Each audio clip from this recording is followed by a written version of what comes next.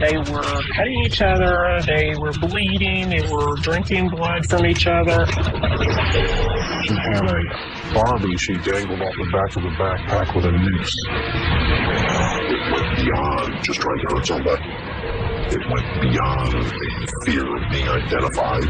It was as though it was a beating that the person that inflicted it couldn't or didn't want to stop.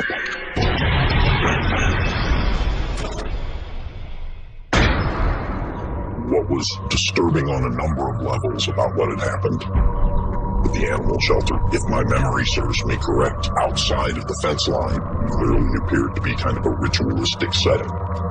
There's some high grass out there. A group of people apparently had gone out there and walked around in a circle, round and around and around, and trampled down this grass in some sort of cultic ritual.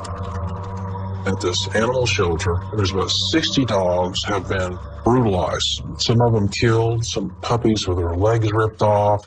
It's just awful, just a shocking scene. The whole town was in an uproar.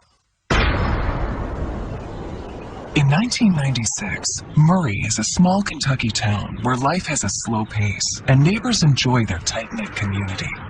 Murray, Kentucky was a dry county, very conservative, Republican community. Everybody knew everybody. And everyone in town knows 16-year-old Roderick Ferrell. I grew up without a father. My mom and my dad had gotten married whenever they were very young, about 16, 17 years old. And they had divorced 3 weeks after their marriage. From that point on, I was raised up by my mother. Rod started out as a regular dorky kid, but he was looking for an identity. As an only child, you find ways to amuse yourself. You find ways to pass the time, you find interests of your own. Rod liked to portray himself in a fantasy-type demeanor, and his mother always was very proud of him. He got into goth clothing. Most of the people did not look that way at all. And so they wasn't very good with it.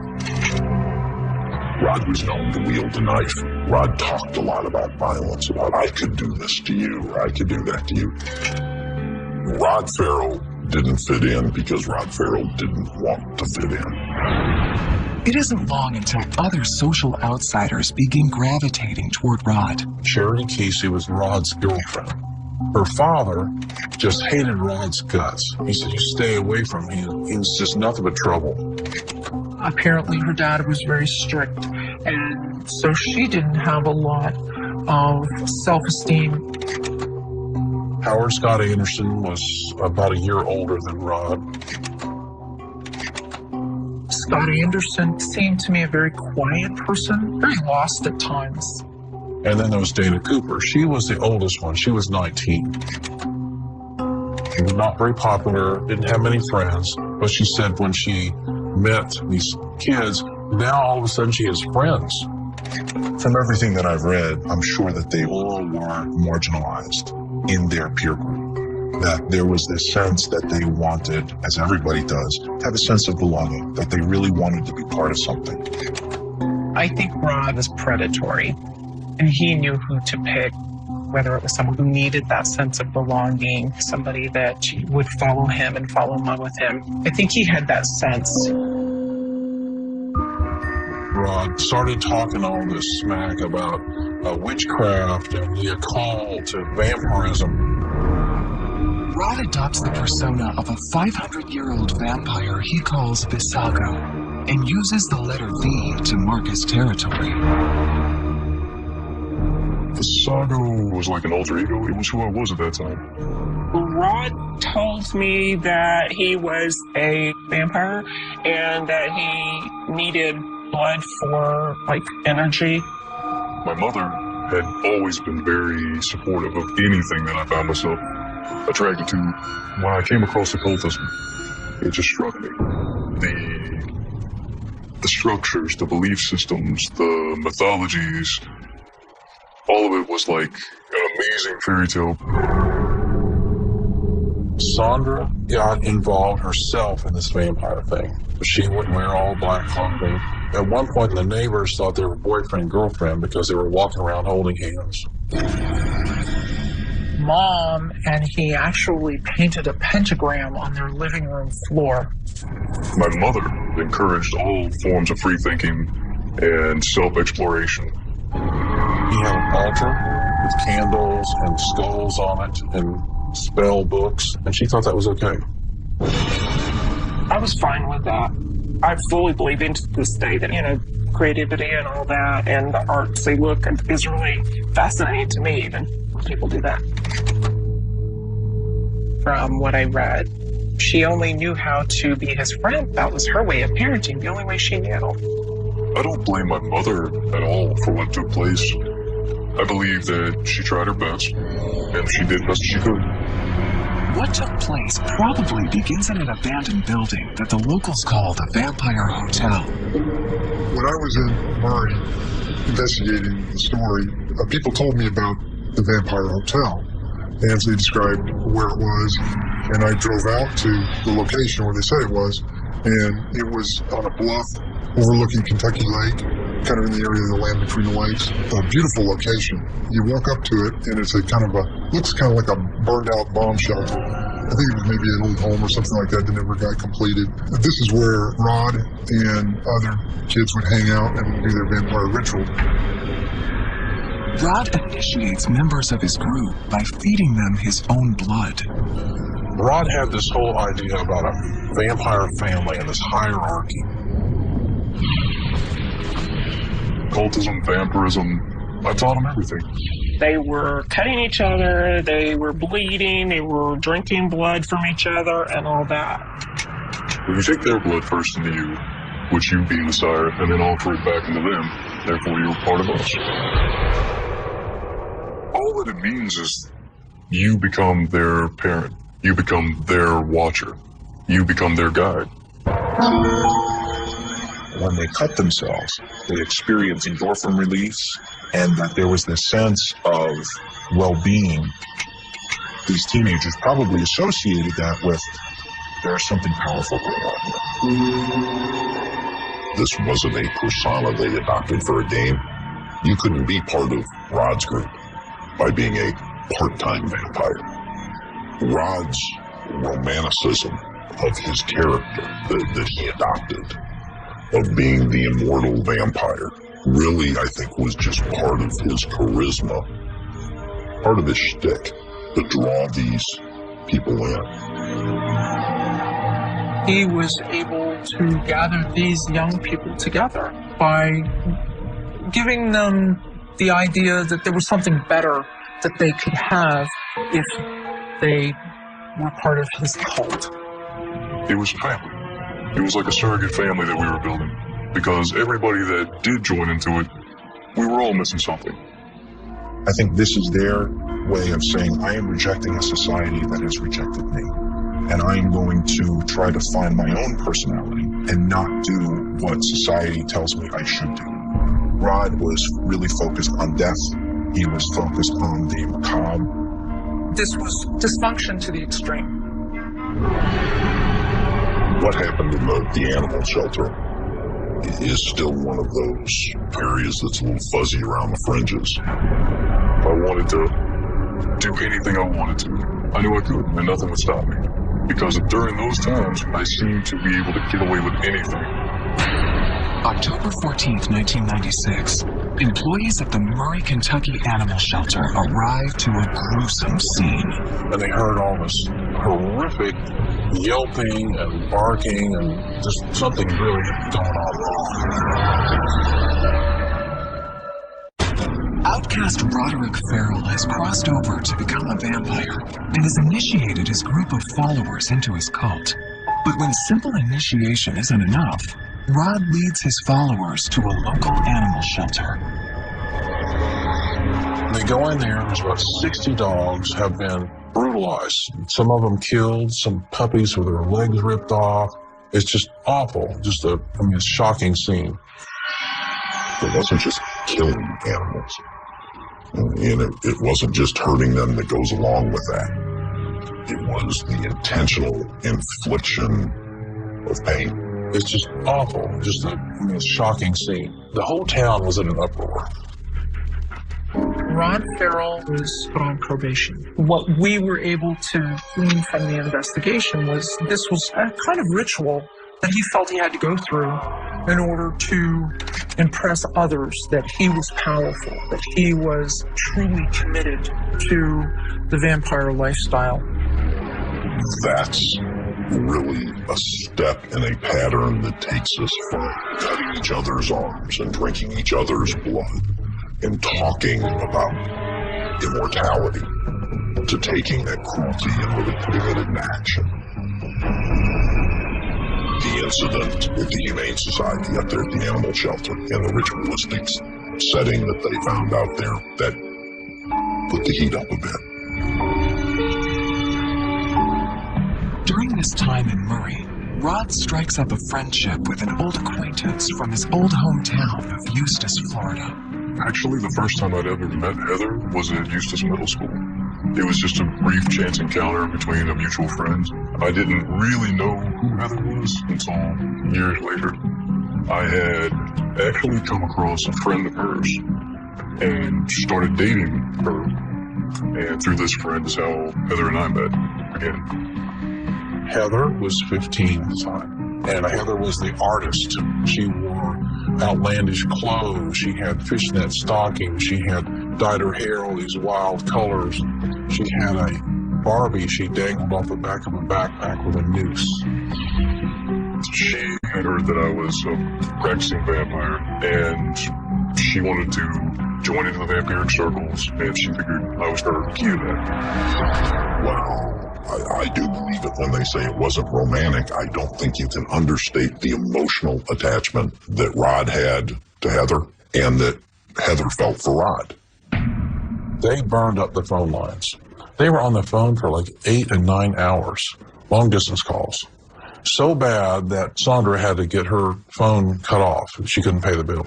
Heather Wendorf's world couldn't be more different than the one her older sister Jennifer experiences. Jennifer was 17. Jennifer was the popular cheerleader.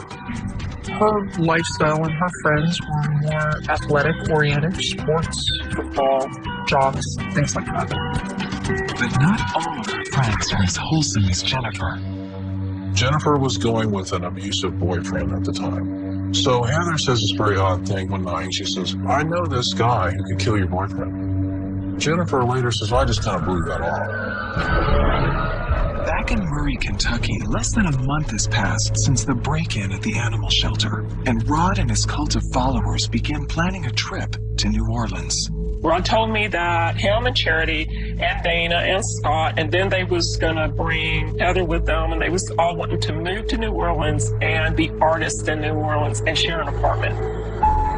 Let's grab a couple things, put it in the bag, and give no forethought about how we're going to eat tomorrow.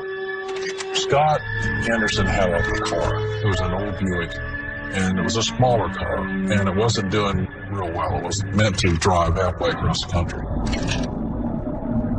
Rod and his friends leave Murray, Kentucky, and head to the quiet town of Eustis, Florida, to pick up Heather Wendorf. Eustis was becoming kind of a suburb of Orlando. It's really the kind of community where everybody grew up together. You know each other, you know each other's family. You wave to each other on the street when you go by. Great place to raise a family. And they arrive in Eustis, and they connect with Heather. When he first meets up with her outside her high school, there's a cemetery nearby. They go to the cemetery, and she crosses over to be a vampire. And then Rod said, we gotta go right now. We gotta go tonight.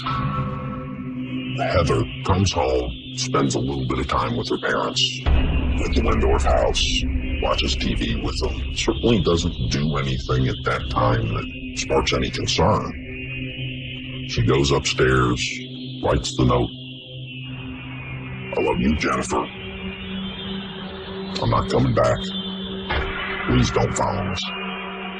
Gathers some things and leaves and goes to the meeting place. But then while heading out of town, they have car trouble. The car that they had been using got a flat tire, and they had to put the donut on the flat tire. With that, Rod, in their head, we need another vehicle. This is not going to get us to where we're going. We want to go to New Orleans to Mardi Gras. This is where Heather told me that there was a perfectly good SUV at the house. Just go inside the house, pick up the keys, grab it, and we could go. Heather told them, you have to go inside the house because the keys are on the nightstand by my parents' bed. But says, oh wait, I left a few things. I need them. She did ask me to pick up a souvenir of both her mother and her father. She said, I want my mother's pearls, and I want my dad's pocket knife. Heather, Charity, and Dana stay with the broken down vehicle, while Scott and Rod head back to Heather's house to steal the family car. I think Rod had it planned in his mind that he was going to cross the line this particular evening. As soon as we got to the house, we did like a basic perimeter just to see if anything was happening, what was going on, any situation like that. We entered into the garage, which was left open. The whole entire house was left open. Nothing was locked. They find the keys to the Wendorf car. They take their SUV. They drive it back to Scott's car when the girls are late. Shortly after they all get into the SUV after the tags have been switched, Heather soon senses something is wrong.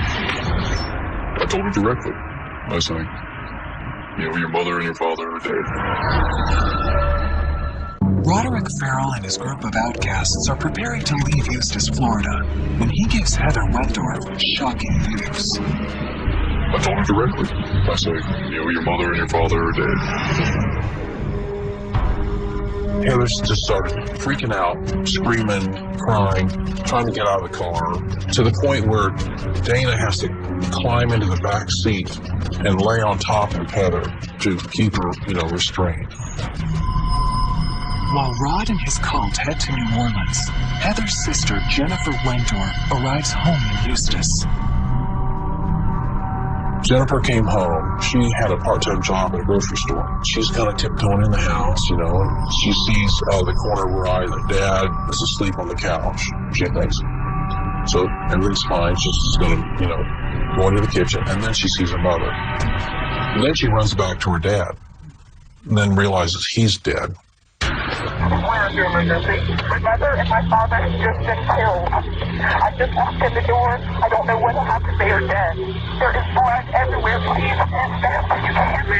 Okay, we're on the way. You there alone? I don't know where my sister is. She's gone. She should be here. She's only 16 years old, and she's gone.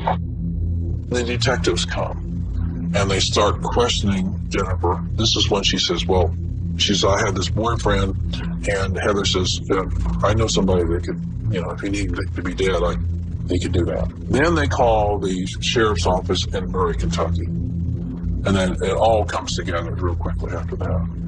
A manhunt rages between Eustis, Florida, and Murray, Kentucky, as Rod's group finally arrives as planned in Louisiana. By the time Rod, Scott, the girls got to New Orleans, the luster had begun to wear off. I knew that I was responsible for everybody in this car. They realized they were way out of their league. And they were only being basically kept afloat because they saw me acting as if I did know what I was doing. Charity gets tired of all this running and not bathing and not eating and being cooped up in the car with all these kids, and it's just getting on her last nerve. I could sense how they were tiring. I could sense how they were giving up, how they were having hopelessness, and the bleakness was coming in. Charity called Mom up in the Dakotas, who just happened to be a corrections officer and couldn't get us any money, and Mom wired her some money to a local hotel, Howard Johnson's, told them where to go. The mom realizes this is going to stop. I've got to have to do one of the most difficult things I've ever done. We went on to the Howard Johnsons. We were there in the parking lot when Charity and Dana said, okay, we're going to go inside, see if a Western Union's been placed or not. And about 3 minutes later, as Scott, Heather, and myself were standing in the parking lot, I told them, I was like, they've already been arrested. I was like, you might as well go ahead and get ready. And the 17 cops came up on the scene and drew guns immediately. And that's when I just walked straight to the cop car, put my hands on my back and said, okay, let's go. He exhibited no remorse. He was almost proud of what he had done, and there was almost a narcissistic kind of feeling in it that he was sort of above the law. He couldn't confess fast enough. On the night of the murders, 3 days prior, Roderick Ferrell enters the Wendorf house through the garage. Went to the garage, used my lighter to look for some kind of better weaponry because I only had a stick. And a crowbar. Then goes into the home and finds Mr. Wendorf asleep on the couch. And I said, don't move or I will be on you. What happened is he did turn around and started to get back up, so that I did waylay his ass. Rod Ferrell just began to beat him with a crowbar. And to beat him unmercifully with a crowbar. I lost all control. Every governor I had to any little bit of self-consciousness and understanding the consequences flew out the window at that point. The next thing I remember is looking up at Scott and seeing his face like a mask of horror and fear. I thought I didn't just help him kill him, but when I saw him make his first blow, I know I couldn't. And the mom comes out of the back bedroom. She's got a cup of coffee in her hand. I remember her standing there looking at me, asking me who we were and what we wanted. And she started lunging and she spilled the coffee on me. She went all over me, and then she clawed my face and grabbed my wrist. And we did the stab her on top of the head with a block in his throat. It was as though it was a beating that the person that inflicted it couldn't or didn't want to stop. After these two folks were dead, there were marks found upon Mr. Wendorf's body in the shape of a V. A V, standing for Rod's vampire alter ego Visago, just like the symbol left at the animal shelter.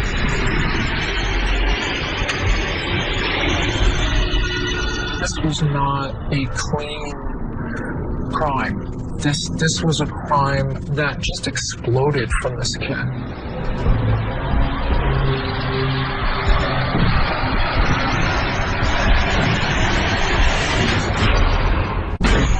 On November 28, 1996, 3 days after Rod Ferrell brutally killed his friend Heather Wendorf's parents, Rod and his vampire cult are arrested and brought to justice. The jury decided 12-0, and they recommended that Rod should be put to death. Howard Scott Anderson pleads guilty to felony murder, and under Florida law receives a mandatory sentence for life in prison without parole. Charity, I believe, gets a 10.5-year sentence, and Dana ends up in 17 years. One of the things that still concerns me, unlike Scott, Charity and Dana never went in the house. They sat in the same car as Heather Wendorf, where the grand jury chose not to indict, not to charge with anything. So the question becomes, in the back of that car, what were Dana and Charity's actions that were any different than Heather's? On appeal to the Florida State Supreme Court, Rod's death sentence is commuted to life in prison without the possibility of parole. The same sentence as Scott Anderson. Roderick Ferrell is currently in prison and will remain there for the rest of his life. It was the out-of-control fantasy world of a teenager, with outlandish occultic beliefs fueling every single moment of waking periods. As a grown man, sitting in prison for the rest of my life, I believe young people joining the vampirism, cults of any shape, form, or fashion, I would advise with every single ounce of who I am against it. Because it won't lead you anywhere. It might lead some to places that you'll never be able to return from. It'll perhaps bring you to places like where I'm at. Run, dun dun dun. Run, dun dun dun dun dun dun. Run, dun dun dun dun dun dun dun dun dun dun.